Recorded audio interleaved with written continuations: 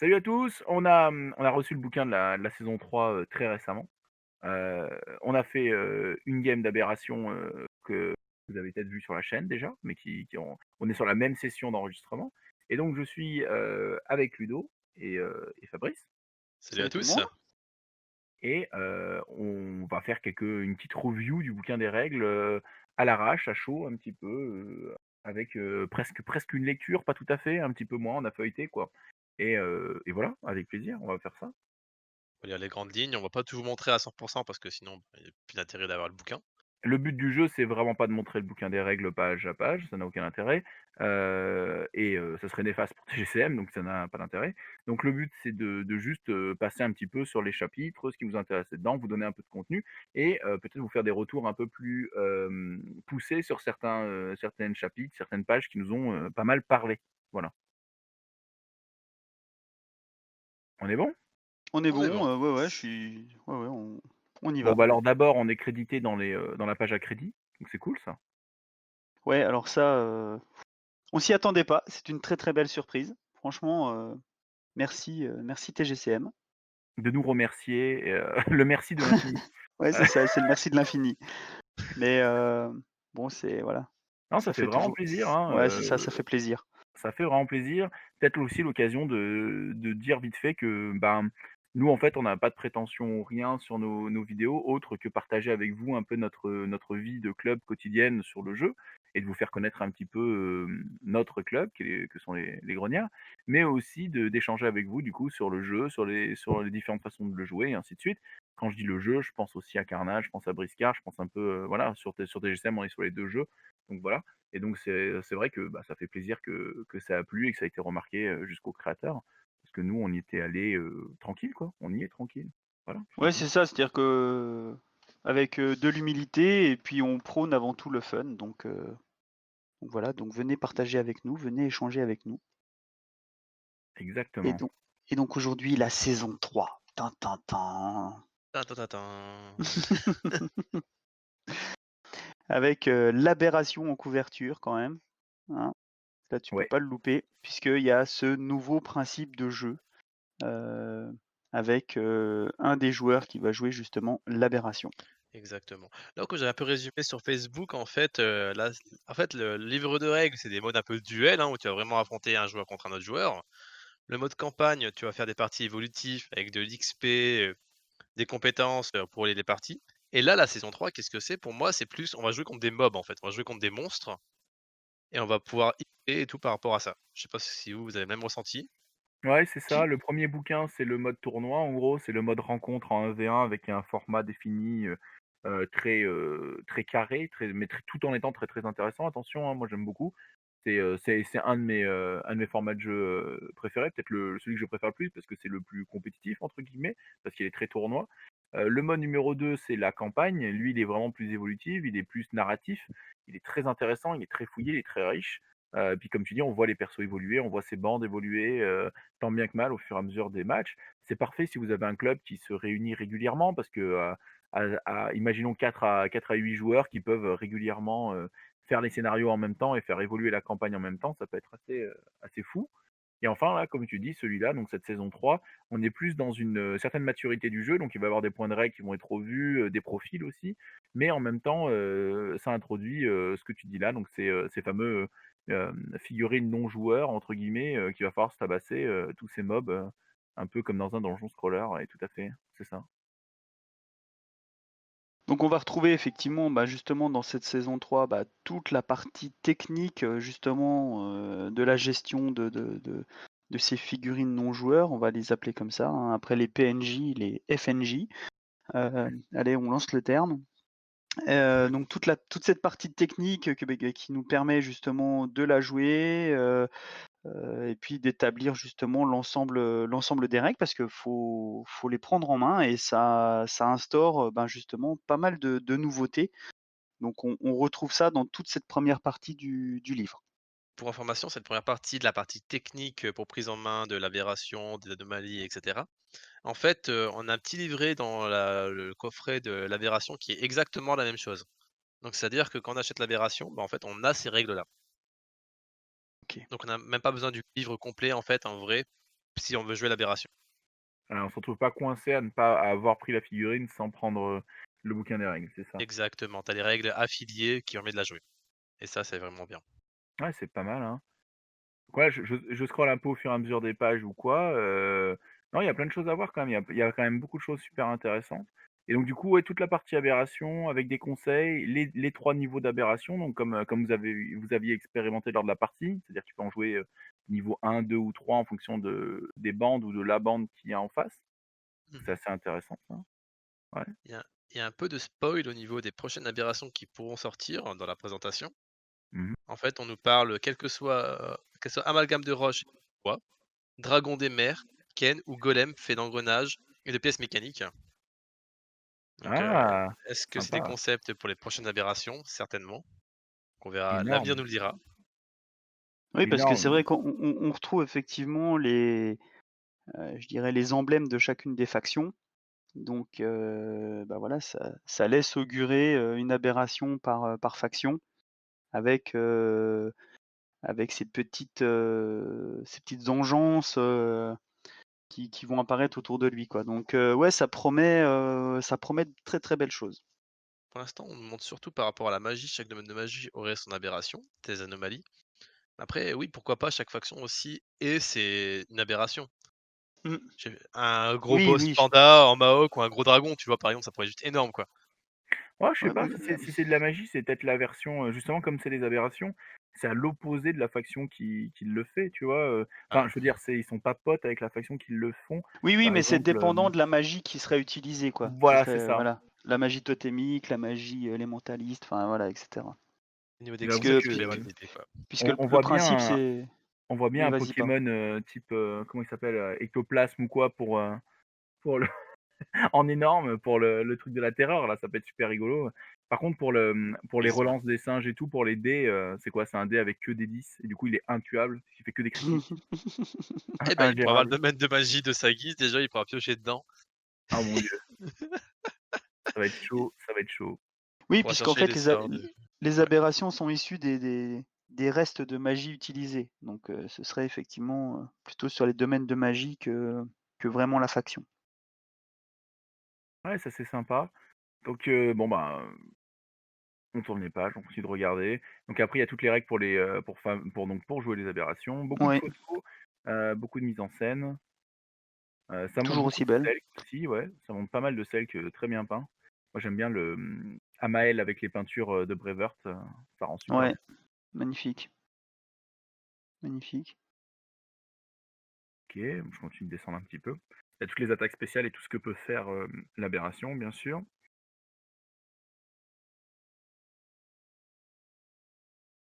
Puis après, bah, il y a la présentation des Selk, donc nouvelle faction. Alors, je te rejoins sur les Selk, On donc est, nouvelle on est... faction, en effet. Masse Bichette, hein, on est très orienté Bichette et Hmm. il va y en avoir. Donc d'abord, on voit qu'ils sont embauchables. Ça, c'est la grosse nouvelle pour moi, c'est que tu peux les embaucher, quoi. Tu peux les embaucher à droite à gauche, les Selk, pour l'instant. Tu C'est ça. Tu peux les recruter, tu pas le droit de faire une alliance, est-ce que si je me rappelle bien? C'est 5 balles les 50 balles, je crois. Ah, Donc si vous voulez, quelque chose qui vaut 100 points ou moins, vous payez, 10. Si vous 50 points ou moins, c'est 5 et ainsi de suite. Et donc ça veut dire que le fameux Colossal qui est extrêmement fort, hein, Akmos, qui est incroyable, bah, vous pouvez le prendre pour 20 points de plus, quoi, si vous voulez le jouer, mmh Dans n'importe quelle faction. dans n'importe quelle faction. Et c'est vraiment un très gros colosse, donc c'est très intéressant. Il y a cet artwork, du cerf sur un élan qui est Oh, assez punaise. incroyable, Ouais. qui envoie vraiment du lourd. Il fait presque plus carnage que Briscard, celui-là. Il a l'air plus sérieux, plus «méchant» entre guillemets. Ouais, Heu, ouais, on sent qu'il y a eu Carnage qui est passé par là. Ouais. ouais, c'est clair, hein, et il est super beau. Il est super beau. Moi, c'est ce que j'aime bien aussi dans leurs livres, c'est qu'effectivement, on retrouve les artworks, quoi, qu'on n'a pas toujours. Et là, voilà. Et qui sont souvent des, annonciateurs de sorties, quoi. Parce Mm, que quand tu regardes les vieux bouquins des règles, bah, Octoros est dedans, tu déjà plein de figurines, présentes en dessin ou comme ça qui vont sortir, quoi, hein, forcément. mm, Donc c'est tout à c'est fait, super cool, quoi. tout à fait. Donc il y a un inventaire d'armes que peuvent prendre les Selks. Ça c'est cool. Avec des tatouages de clan, et là on s'était fait la remarque un petit peu avec Ludo, c'est que, il y a des objets genre qui augmentent ta défense de +3 ou des choses comme ça qui font vraiment penser à du gameplay, Carnage. Ou Heu, la lance, hein, que tu balances et où elle fait 7 moins distance dégâts, comme un exact, carnage. ouais. Ça fait très, très Carnage dans la construction. On voit qu'il y a des parallèles entre les 2 jeux. Et page 34, 1re bichette, qui fait plaisir, hein. Alors là, c'est un livre, qui est pour le plaisir des yeux quand même, on va pas se mentir. Si vous êtes très bichette, il y a de quoi faire. C'est, heu, c'est votre playboy préféré, hein. Et page 34, ça fait déjà plaisir, voilà. Il y a déjà des choses. Ensuite, ça introduit le druidisme. Oui, Heu, le druidisme, donc ça va être une sorte de magie particulière. Ludo, tu l'avais lu, je crois? Oui, je l'ai lu, rapidement. Donc en fait, ça peut pas être contré, par les autres domaines de magie comme, annulation, contre-sort et cetera, puisqu'en fait, c'est pas la même magie, en fait. Par contre, ta sens D'accord, pareil, ta mental x2, ton nombre de en fait, c'est des runes que tu vas appliquer sur des bâtons. OK. Quelque sorte, il y en a juste 3 ou 4, il y en a pas énormément. Est-ce qu'on aura plus par l'avenir? Ça, on verra. Par contre, les druides ont des capacités un peu spéciales. Tous les druides vont pouvoir soigner pour 1 PA. 1 PA égale 1 soin. Ouais. 1 PV récupéré, tu veux dire? Exactement. Les druides, ils symbiosent avec la nature, donc ils sont toujours gratuitement en garde au début du tour. c'est énorme, hein. C'est violent. Et puis voilà, c'est déjà pas mal. En vrai, le Oui, on soin va. 1 PA, 1 PV, c'est pas ouf, en points de vie, mais c'est ouf en conditions, en fait, parce que ça fait sauter toutes les conditions. Ça fait sauter tout ce qui va être saignement, poison et toutes ces blagues, paf! Exactement, Fait des exactement. sacrées économies de potions, de machins, de viatiques et autres joyeusetés, quoi, hein. Ouais, que tu vas prendre parfois que pour contrer justement les Oui, gameplays à base poison, ce genre de choses. ouais, Donc tout à fait. très, très bien. Et il suppose aussi comme quoi tu pourrais avoir un personnage, un druide qui soit druide, mais également un autre domaine de magie, par exemple, druide et alchimiste. Dans ce cas-là, il aurait accès à l'alchimie. C'est possible. D'accord, OK. Et bien plus tard, je pense, hein. Donc pour Donc ouais, continuer un on a les selks, les druides, etc. on a les druides On re- change forme. Donc en fait, on a des druides qui vont pouvoir changer de forme avec leur animal fétiche. Donc peut-être en cerf, en élan ou peu importe, en ours. Donc ça Castor, en marmotte, en ce qu'il préfère. Effectivement, c'est assez marrant. On nous présente une belle table aussi d'ailleurs, par la Ouais, suite, hein, il y a de belles photos, hein, il y a de belles tables, avec il y des a de belles, peintures avec des très glyphes, très belles peintures. ouais, très, très classe. aussi qu'on nous parle, c'est les druides alpha et les compagnons. C'est-à-dire qu'il y en a qui auront des petites mascottes qui vont avec eux, qui vont leur donner des bonus. Par exemple, si la mascotte ou la figurine adverse, il va pouvoir charger comme s'il l'avait vu, puisque la mascotte, tu dirais, hey, il est là, qui donnera des D'accord. bonus de tir avec la mascotte. Donc je sais pas si ça va être que propre au sel, que peut-être qu'il y en aura aussi dans les autres factions, ce qui serait juste énorme, quoi. Ça, c'est vraiment à voir avec avec l'avenir. Le développement d'une capacité spéciale qui serait de mettre des compagnons magiciens alors. Oui, pour Ouais, ça l'instant, serait c'est intéressant montré que ça. pour les Selk, mais pour les autres, à voir. Ça fait un peu penser à Confrontation où tu avais été familier par domaine de magie. Je sais pas si vous vous souvenez de ça, vous? Si vous aviez touché à Confrontation à l'époque ou pas? Ouais, à Mais en gros, l'époque, chaque domaine de magie avait accès à des sorts de familiers qui augmentaient des sorts, qui ramenaient des sorts, qui permettaient d'avoir du mana, et qui étaient des figurines présentes sur la table, qui étaient terriblement faibles bien sûr, mais qui apportaient des trucs aux magiciens, et ça donnait des choses assez belles parce qu'on avait vraiment le magicien avec sa petite flamme à côté de lui, ou son petit croyant, le petit moine machin, ou des trucs comme ça, quoi. Donc c'était marrant. Ouais, c'était Effectivement, super, peut-être super quelque chose sympa. dans ce truc-là, quoi. Ouais, franchement, Heu, ça donne super envie en vrai, hein. Après il y a, comment, gérer la campagne avec les Selks, parce que potentiellement on mm, peut y jouer en campagne. Exactement. Donc les Selk, en fait, n'ont pas de bateau comme les autres. Eux, ils se baladent avec des portails pour aller d'un continent à l'autre. C'est pété. ouais. Oui, mais il faut payer, hein. Monsieur, c'est pas gratuit, hein. Et ensuite, eux, ils ont droit à un instrument qui est le joueur de Carnyx, qui est une sorte de cornemuse pour les Selk, forcément. D'accord. Donc la difficulté des tests de morale est plus compliquée, ce qui est normal, hein, puisqu'il casse un peu les oreilles.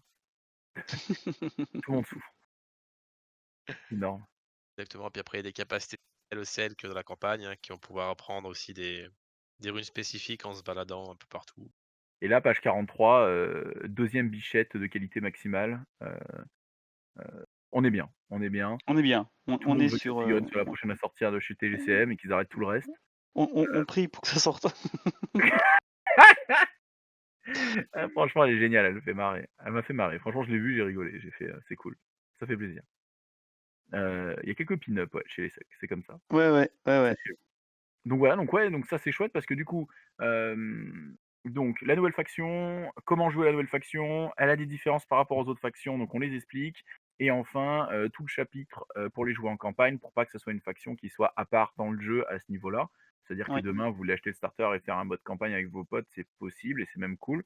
Donc très bien en fait, très bien pour intégrer aux autres anciennes versions du jeu.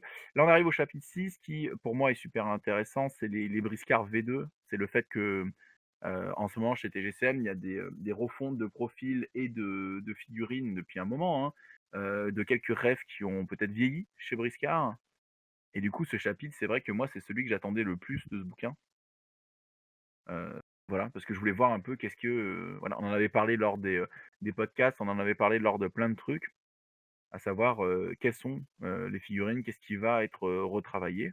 Et donc du coup, ça cite en exemple le duo pack avec Zenbao et Marten, forcément, Mmh. qui sont déjà sortis. Il y a eu Pakula, il y a eu Socrate aussi. Socrate, oui. Et Kubilae. pardon? Kubilae aussi, comment Kubilai, l'oublier? ouais, tout à fait. Kubilai. Et d'ailleurs, ça dit quelque chose assez, je sais plus où c'est, mais ça nous dit que il faudra jouer les profils V2 quoi, à partir de plus ou moins maintenant. C'est ça. Et du Bon coup, après ça entre pose la potes, tu pourras jouer question. la V1 quoi, mais Oui, non, mais ça, bien sûr, bien sûr. Comme d'habitude, de toute façon, on fait ce qu'on veut entre potes, mais c'est vrai que ça pose la question de ce Socrate V1 qui, comme est passé sur gros socle, bah, qu'est-ce qu'on en fait, quoi? Qu'est-ce qu'on fait de ce Socrate V1? Je suis assez triste, je l'ai pas, hein, Kinak. et je l'ai beaucoup joué. Je l'aime, Socrate V1, moi. Bref. Ah le Ouais, manque. Rendez-moi mes 8 donc, dégâts s'il vous plaît. Il était bien, Socrate V1, ouais, et moi, j'ai perdu plein d'amis avec. la porte est laissée ouverte entre la V1 et la V2, mais effectivement, ils nous rendent attentifs au fait que, ben, après, en fonction des règles du tournoi, il sera peut-être imposé de jouer les V2, ce qui est Ce qui est ce qui est logique dans le entendable. temps, parce qu'ils vont arrêter de produire les V1, normalement. Oui, voilà.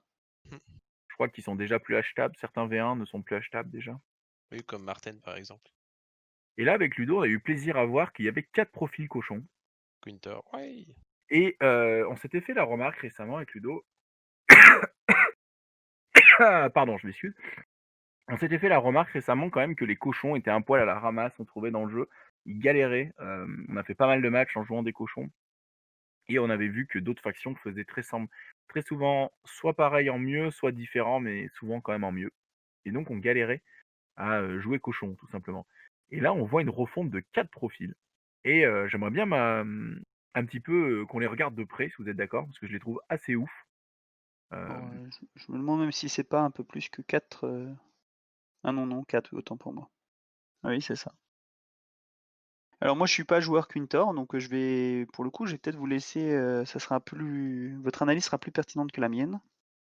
Alors Ludo, si tu veux, on y va. Toi, alors Marquès de Léon, que tu m'avais joué notamment dans les parties où on joue Sundar contre Cochon, hein, donc Avant c'était vicomte, il est passé marquis, il a monté en grade.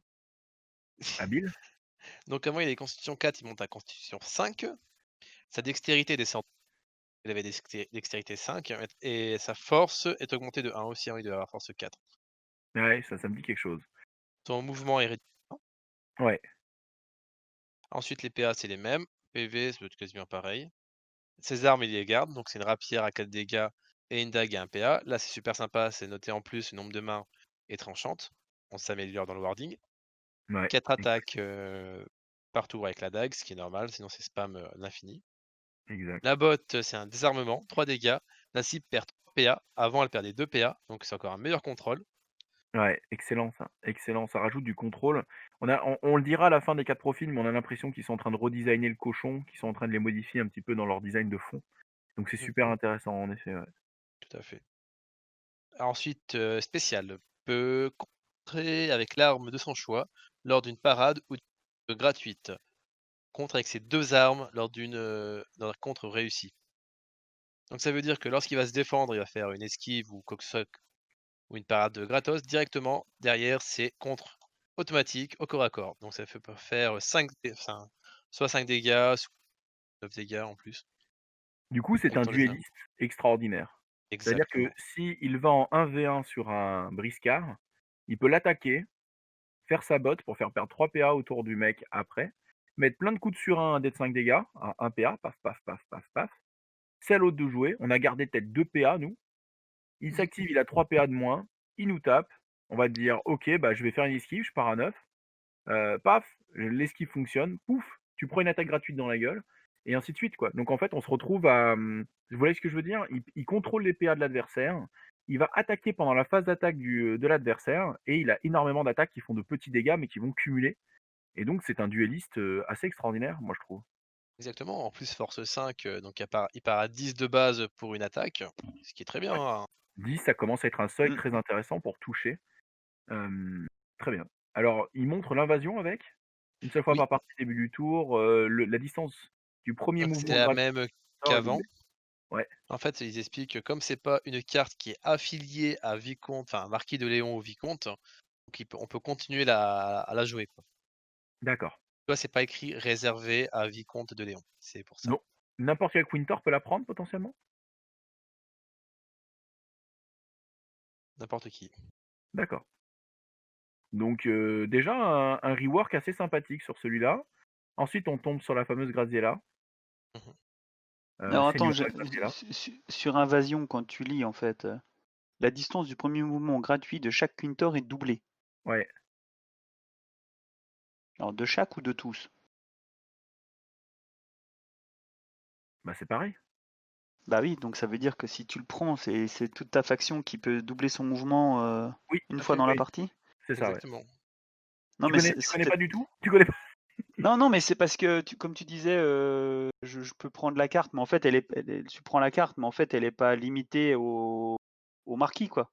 C'est ça. En fait, ma question, elle était là parce L'impact, que il est sur toutes les figurines que tu vas jouer ouais, qui mais sont il y en a Quintor. plein il y a plein d'effets comme ça, Fabrice, mais qui sont achetables que par certains darons. Oui, Par d'accord, exemple, oui, oui. chez les singes, tu as le Major Abelli, il a une carte, qui fait Motley Crue. Si tu remplis certaines conditions et que tu achètes cette carte, à partir de là, quand tu la déclenches, tous les singes peuvent absolument tout relancer pendant tout un tour, Oui, tu vois? oui, d'accord, oui. Mais c'est lui qui doit l'acheter, mais ça marche sur tous les singes. Et du coup, moi, je D'accord. pensais, est-ce que l'invasion était dédiée à quelqu'un? Non. Donc en fait, n'importe quel cochon peut l'acheter, et effectivement, ça s'applique à tous les cochons dès le moment C'est ça, c'est que bien tu ça. appuies sur le bouton on, quoi. Mais ouais, effectivement, ouais. Mais du coup, c'est une Énorme. carte qui est très intéressante pour les cochons parce que ça leur permet de gagner en mobilité un truc de fou. Ouais, puis Heu, pour le prix, enfin, voilà. voilà, pour un prix très bas, mais comme en fait, ils ont besoin de prendre du contrôle de table, les cochons, ils ont besoin d'exister, moi je trouve que ça leur correspond bien. Puis dans le fluff, le fait que ce soit des conquistadors, le fait qu'ils aient un mouvement, voilà, ça reste fort. Après, il y a des scénarios comme d'habitude où c'est moins bien que d'autres, hein, mais Oui, oui, oui. comme d'habitude. Donc du coup, la petite Graziella qui nous avait été un petit peu spoilée par la liste, de Angela, souvenez-vous? Sur le PDF d'Angela, on pouvait voir, les compétences qui étaient partagées ou quoi, et il y avait la fameuse, Señora, Graziella, donc on se doutait qu'elle allait avoir sa version un peu V2, quoi. Donc la voilà. Elle garde 5 de mouvement, 4-5, 4-5, c'est des bonnes stats. Elle gagne 1 en dextérité, Ouais, elle gagne en dextérité, c'est ça. Elle a 8 augmentage aussi. PA, 26 PV, une arme qui fait 1 dé de 5 plus 1 dégât, une main tranchante, saignement 1. En cas de réussite critique, les saignements ne peuvent pas être soignés à la place des dégâts supplémentaires. Donc là, aïe, quoi. Ça veut dire que il y a un système de saignement fort qui, si on fait un critique, même un soin ne les enlèvera pas. Donc ça veut dire qu'on condamne à mort un peu la figurine adverse dans le temps, parce que ben, elle va Ouais, c'est forcément très mourir. fort ça, hein. Donc c'est quand même pas dégueulasse. Surtout si vous faites une liste autour des saignements. Enfin après, faut-il faire son critique? Attention, on s'emballe, hein, mais faut-il faire son critique? Des compétences qui font plaisir, hein. Dominatrice. Elle peut être recrutée que dans une bande de Quintor. Euh, mais du coup, est-ce que ça marche avec est-ce que du coup elle est embauchable avec Angela, tu vois? C'est Non, la grosse non, elle est question. pas embauchable, c'est impossible d'embaucher avec Angela. D'accord, pourtant elle était dans la liste des trucs d'Angela. Oui, dans la liste, c'est écrit comme quoi elle peut pas être recrutée. D'accord. Envoûtante, les Quintors de sa bande peuvent défendre à sa place s'ils sont à portée de son adversaire. Ah, c'est bien. Lorsqu'elle possède moins de 10 PV, les attaques et les tirs qui la ciblent coûtent le double de PA.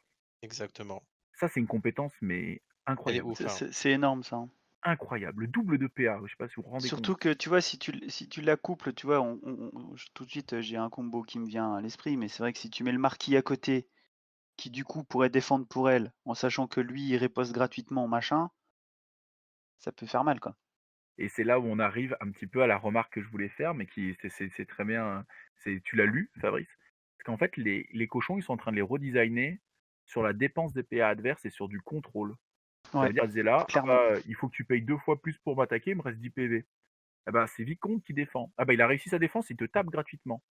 Ouais. Maintenant, il s'active et il va t'enlever 3 PA à ta prochaine figurine à jouer. Tu vois ce que je veux dire? On est dans quelque Mmh. chose où, en combo aussi avec les miliciens qui enlèvent 4 PA, hein, sur les contrôles d'identité, on peut faire des listes qui sont là pour pourrir les PA adverses, quoi. Tout en étant efficace sur les dégâts, tout en étant efficace sur les scénarios, parce que c'est des figurines qui ont des stats moyennes qui sont très bonnes, c'est des stats de cochon, ça veut dire que c'est des 4 partout, 4 ou 5, et donc du coup, ça réussit très, très bien les scénarios. Donc une refonte un peu, assez incroyable, je trouve, Tout à fait, des figurines. des dégâts fixes, Beaucoup c'est plus fini, quoi. ouais, on Tu peux voyait plus les les 4 cochons dégâts. toujours comme des bourrins et en fait, là, tu vas commencer à les voir un peu plus comme des tacticiens, quoi. Ils vont Ouais, c'est commencer ça, à ça va être du contrôle. On sent que ça il transforme la faction en faction de contrôle sur les PA.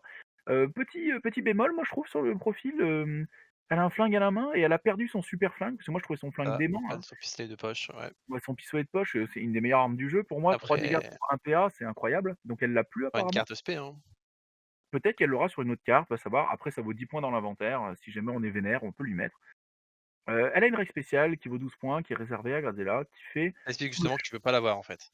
hein, pardon? Et là, ça explique justement que tu peux pas l'avoir parce qu'elle est réservée à Gradiela, qui est l'ancienne Ah Gradiela, tu d'accord, elle peut pas l'avoir. Donc vois? Ouais, d'accord. Donc c'était la en nuance, rapport tu en vois? plus avec le fait qu'elle ait plus beaucoup de PV. C'est un peu l'évolution, sa règle spéciale envoûtante, elle remplace un petit peu le sous le charme, en fait. Tout à fait. Voilà. 3e cochon, Vasco.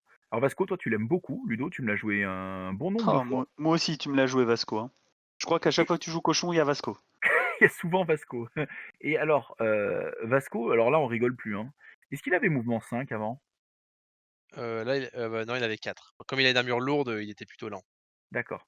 Donc 6-2-5-2, moi c'est le genre de profil que j'aime, hein. Je vous rappelle que mon crocodile préféré, il est 4-2, 7-2, 7-2, voilà.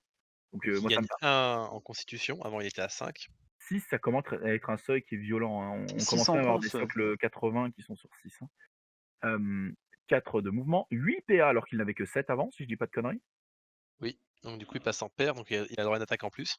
et il fait 8 dégâts, rappelons-le, hein. On le verra plus loin, mais il fait 8 dégâts, hein.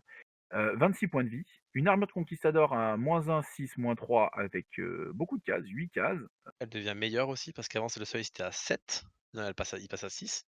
pas Donc une mal. chance sur 2. Zweihander, son épée à 2 mains allemande là, allonge une brasse, donc déjà on a un profil avec une allonge une brasse. Si vous le jouez en combat des chefs, alors ça a l'air d'être un détail, mais si vous le jouez en combat des chefs, on se déploie à une brasse l'un de l'autre. Donc si votre Vasco est votre daron, il peut déjà taper dessus, sans dépenser son mouvement. Vous voyez?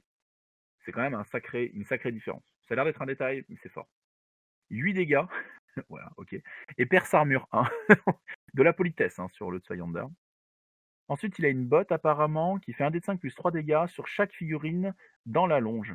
Et donc ça va être très intéressant parce que, un gros dégât de zone pour 3 PA, ça peut être super ouf. Ah, mais moi, j'imagine déjà mettre une potion de poison, comme ça, tu t'empoisonnes tout le monde dans la zone en mode: «Hop là, ça fait 10 poisons distribués, c'est cadeau».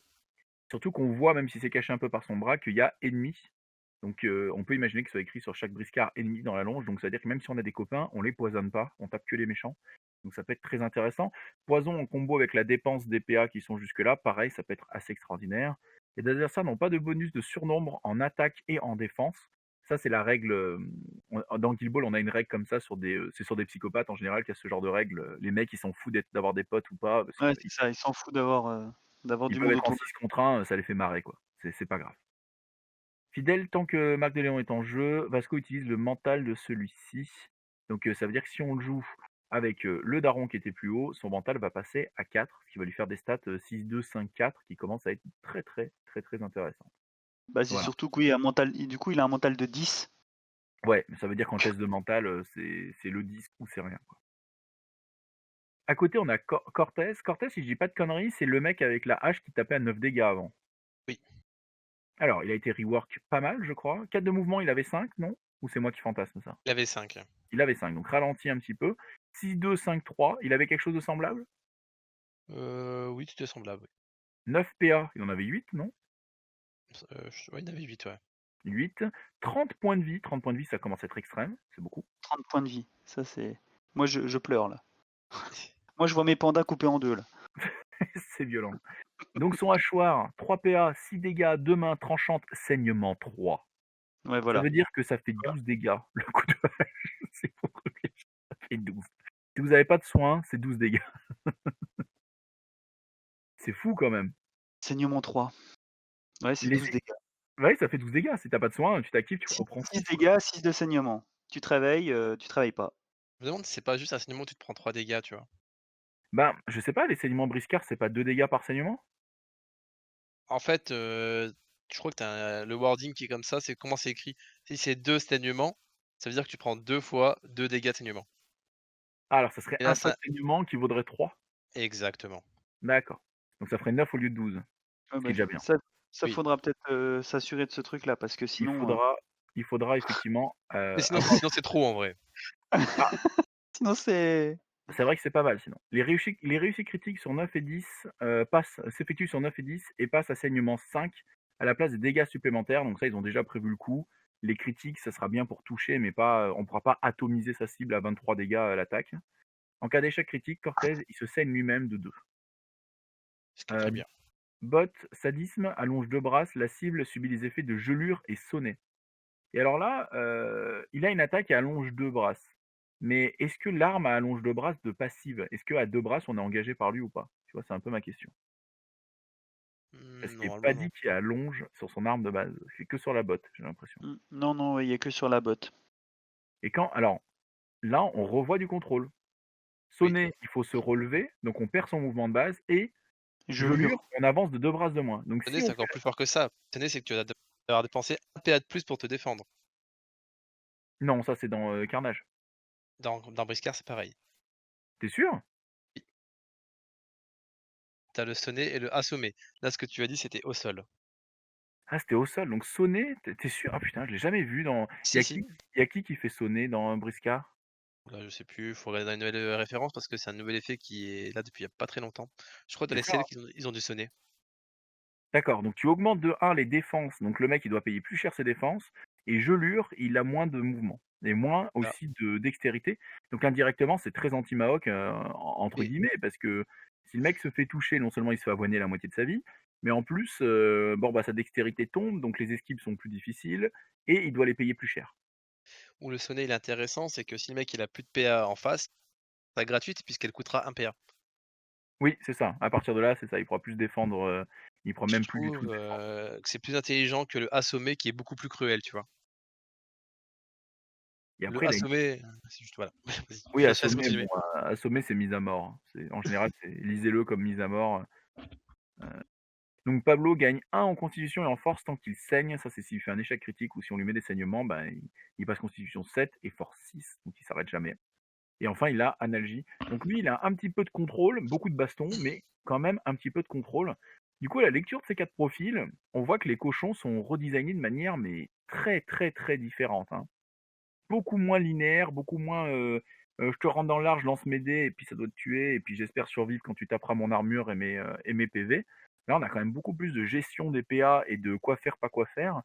Qu'est-ce que tu en penses toi, Ludo? Moi, je pense que c'est extrêmement bien, hein, les personnes qui disaient: «Oui, le cochon c'est bourrin, ça avance, ça tape», là, voilà, là, il y aura de quoi faire, il y aura de quoi contrôler, alors là, les gens, ils vont gueuler, hein. Quasiment sûr, ils vont dire: «Ouais, putain, j'ai plus de PA, tu fais chier» et cetera, mais bon, au moins, ils sont vivants. Ils semblent Oui. difficiles à gérer ces cochons, hein. Ils sont beaucoup plus dans l'esprit, commode et notaire avec du contrôle, avec, des effets de jeu intéressants. Il faut lire entre les lignes, ça encaisse, plutôt bien, ça damage bien, mais c'est pas que ça. Ouais, moi je suis très content de ces 4 profils.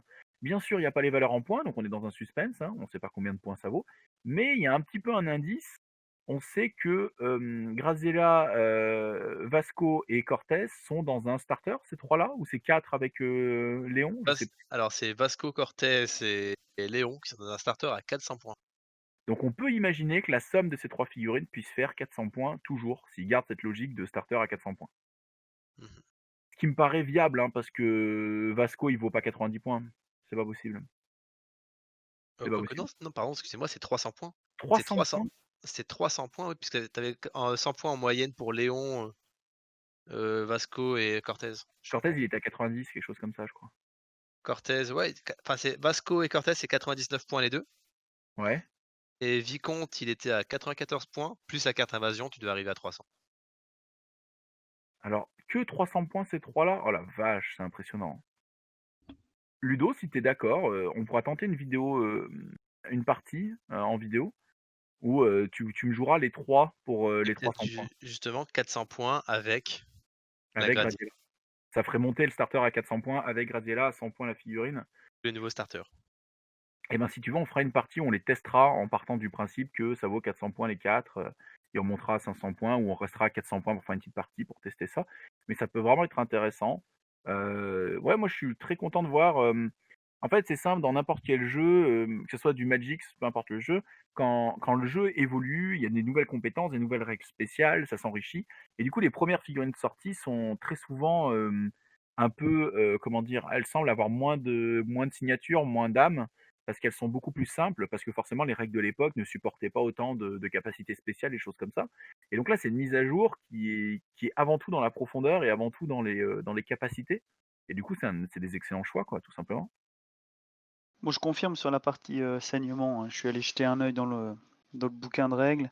Ah super, Et donc, saignement, un briscard affligé de saignement perdra 2 points de vie par blessure et par tour. Ok, parfois le saignement provoquera plus ou moins de dégâts.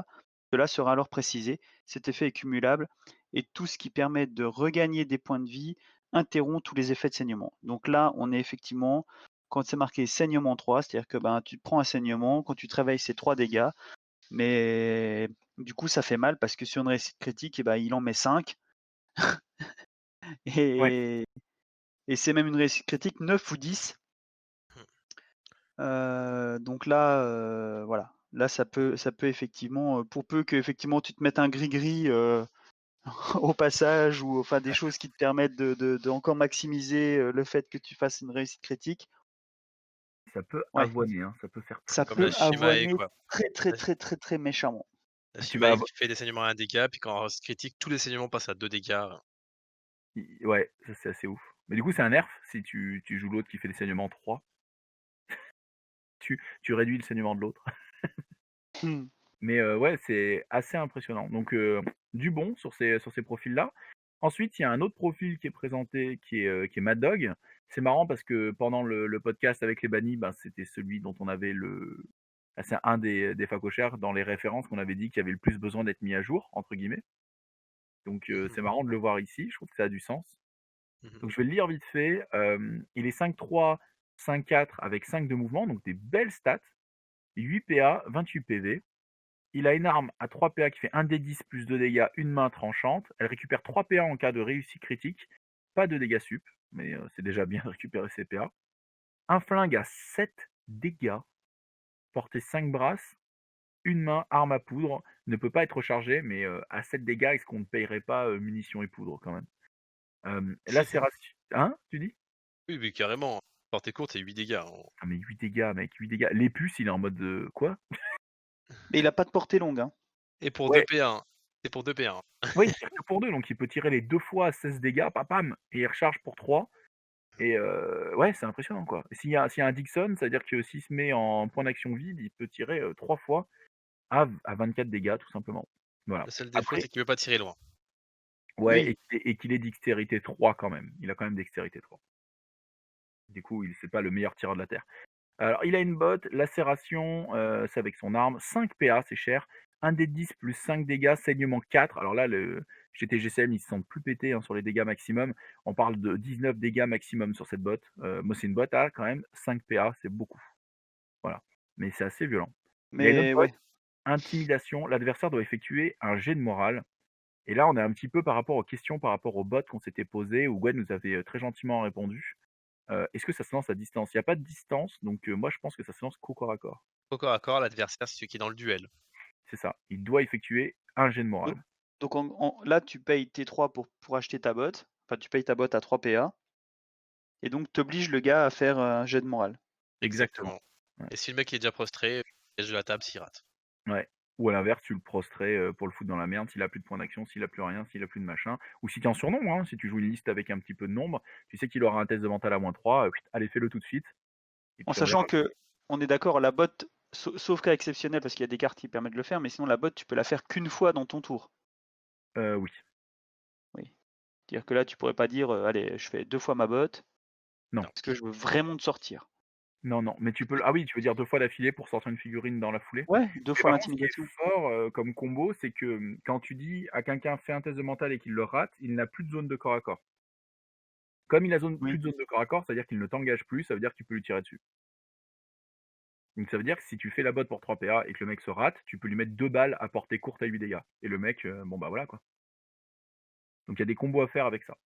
Donc sa carte s'arrête pas là. Il a une carte quand même assez bien remplie. Il a, donc apparemment il a une armure à -1/7, -2 et 5 cases. Les Quintors à moins de 4 brasses perdent 1 en mental et ne réussissent plus automatiquement leur test de morale. Cependant, ils ne font plus d'échecs critiques en attaque contre Mad Dog. En gros, ça c'est donnant-donnant. Mais, pour les joueurs Torquemada, ça va être relou. Ça fait chier. Ludo, je pense que ça va pas te faire plaisir parce que tu es pas quelqu'un qui est très, très serein sur ses jets de morale. Donc, Madoc très orienté, jet de morale adverse, sachant qu'il a, voilà, contre Torquemada qui réussissait automatiquement, c'est un cochon, ses tests de mental et qui transmet ça à ses copains, ben non, ça ne marche plus. Quintor, aucun Quintor ne peut faire partie de la bande de Mad Dog. Il bénéficie d'un bonus de +2 en attaque et en tir contre les membres de cette faction. Et c'est fort, c'est fort. Héritage colérique, la première fois que Mad Dog passe sous les 8 PV, il regagne immédiatement un dé de 5 plus 3 PV. Donc ça monte son pool PV assez violemment. De plus, ses attaques et ses bots coûtent 1 PA de moins, mais ses défenses 1 PA de plus jusqu'à la fin de la partie. Ah, c'est carnage, parce que si on n'a pas gardé des points d'action, on peut plus se défendre du tout. Par contre, payer 2 points d'action pour D10 plus de dégâts, heu les attaques, je pense que c'est corps à corps, je pense pas que ce soit du tir, je pense pas que tu tires pour 1 pour autant. Non, hein, Ouais, on se calme. oui. Par contre, certains diront qu'avec un point américain, ça serait du 1 PA. 1 PA pour 6 dégâts, sans potion, ouais. Voilà, voilà. Oui, c'est bien. C'est bien, c'est bien. J'avoue que c'est bien. Et enfin, Madoc peut recruter n'importe quel homme de main. Donc il a pas la carte à payer. Avant, il fallait qu'il paye la carte pour prendre les hommes de main, non? C'est pas ça? Non, en fait, avant, ils devaient payer Squarer et les Sundar, c'était gratuit pour les recruter. C'était C'était ça. les clans qu'il fallait qu'ils payent. Oui, oui, oui, j'ai mangé son nom, mais je vois la figurine, d'accord. Donc, pas de combo à base de j'active quelqu'un, je lui transmets des points d'action, il fait quelque chose, blabla, comme avant. Beaucoup plus efficace sur les tests de mental et sur les dégâts. On sent le chef de guerre, dans les mêlées, bien Mmh. crado, Ouais, tout à ça fait. tâche, ça saigne, ça fait mal. Après, rien n'interdit d'avoir une carte encore en plus qui coûte 10 balles, qui donne l'activation au BI, hein. Ah ça c'est vrai, mais après est-ce qu'il nous l'aurait caché? Je sais pas, mais, Si, on sait pas, peut-être. on sait pas peut-être, ouais. Donc voilà, il y a pas d'autres V2 Ouais, ça fait déjà pas mal, hein. d'annoncer, enfin de montrer, mais il y a déjà donc, il y a 4, 5 profils à se mettre sous la dent, et Ouais. ce sont déjà 5 profils très, très riches qui donnent vraiment envie. Moi, j'ai hâte de voir la suite un petit peu, j'ai hâte de voir un petit peu comment vont évoluer le reste. Ça fait plaisir de voir que, TGCM se pose des questions justement de mise à niveau de leur jeu en fonction du fait que, bah, le jeu devient de plus en plus mature, quoi. Donc c'est cool. Moi, j'en suis très content. Très, très content de Ouais, ça. c'est très, très bien. Tandis que la page d'après, on a un magnifique artwork, non pas de bichettes, hein, je suis désolé, il n'y a pas que des bichettes, Non, non. mais d'un Highlander, Selk de toute beauté. Puis Alors après, on a effectivement, bah, la campagne, quoi, La campagne la sec avec les campagne scénarios qui la s'enchaînent. campagne Selk, ouais. alors parlez-en un petit peu les copains de Dites-Voix. Donc déjà, c'est divisé en différents modes, hein. Tu as le mode solo si tu veux jouer tout seul chez toi, où tu vas affronter, les aberrations, les mobs. Donc ça explique un peu comment ça marche, qu'est-ce qu'il faut que tu recrutes. Ensuite, tu as le mode Dungeon Crawler, donc là, ça t'explique, qu'entre chaque partie, tu vas pouvoir chercher des compétences, de l'XP, de l'or pour pouvoir recruter. Donc en fait, c'est un lien avec le livre de campagne. Mmh. D'ailleurs, c'est très bien de faire comme ça, hein. Pourquoi réécrire les compétences, les arbres de compétences, et cetera, alors que c'est déjà fait? Tout à fait, ouais. Donc au moins, voilà, dans le livre de campagne, tout est déjà fait, donc c'est comment relier tout ça. Et ensuite, tu as le mode héroïque. Et le mode héroïque, en fait, tu as le droit, un briscard peut sortir de la table à tout moment pour se régénérer, pour pas mourir, pour pas faire le jet, tu vois, quand un briscard meurt, voilà, ça explique tous ces modes de jeu. Ensuite, un petit didacticiel, ce qui est très bien pour expliquer, Mmh, les parties, comment ça fonctionne avec des tout à fait photos. C'est d'accord. Très, très bien fait. des choses qu'il y avait pas avant que maintenant il y Ouais, a, c'est vraiment très bien. franchement, ouais, c'est le Et meilleur mot, c'est ensuite didacticiel, c'est ça. Ouais, j'avoue que c'est bien fait, hein. C'est c'est clair. ben, du coup, ça explique, les différents scénarios qu'on voit au fil des pages, donc à l'orée des bois, 2 points, qu'est-ce que tu gagnes? Et là, ce qui est super intéressant, c'est qu'on a des scénarios où on invite justement le joueur à mettre des décors. Donc là, en fait, on demande de mettre des arbres et ces arbres vont pouvoir donner des viatiques, si je me souviens bien. Donc du coup, on te demande de mettre des objets un peu qu'on avait parlé dans une vidéo également, tu vois? Exact, ouais. Ouais. Puis au fur et à mesure, donc tu commences par des tout petites anomalies jusqu'à arriver au boss. Bah, Voilà, très, très bien non, au niveau scénario. c'est travaillé, c'est fouillé, c'est bien expliqué. Puis à la fin, une petite galerie de photos. Ouais, j'y arrive Ah, aussi. Et ben voilà, bah, c'est sympa cette Très bon édition. bouquin. Qu'est-ce que Ouais, vous en ouais. pensez de global? Alors c'est vrai que moi j'ai beaucoup parlé de cette V2 qui m'intéresse beaucoup, de la V2 des profils qui m'intéresse beaucoup parce que moi j'aime bien le gameplay du jeu à fond, mais qu'est-ce que vous avez pensé un petit peu du reste quoi, du bouquin dans l'ensemble? alors Bah, moi, je pour pense ma que Oui, vas-y. bah, vas-y Ludo, ouais.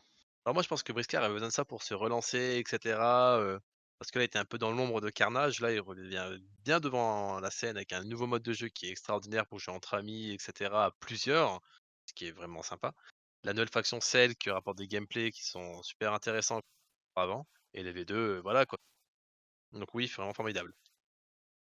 Ben, je ne peux que être d'accord avec, Ludo, et je vais redire ce que j'ai dit sur la précédente vidéo sur la partie aberration. C'est qu'effectivement ça vient enrichir, ça vient ouvrir l'univers de beaucoup, beaucoup de choses, et puis c'est malin effectivement d'avoir retravaillé une des premières factions comme les Quintor. Voilà, ça vient rajeunir le tout, ça donne un bon gros coup d'air frais à tout ça, et ça, c'est bien.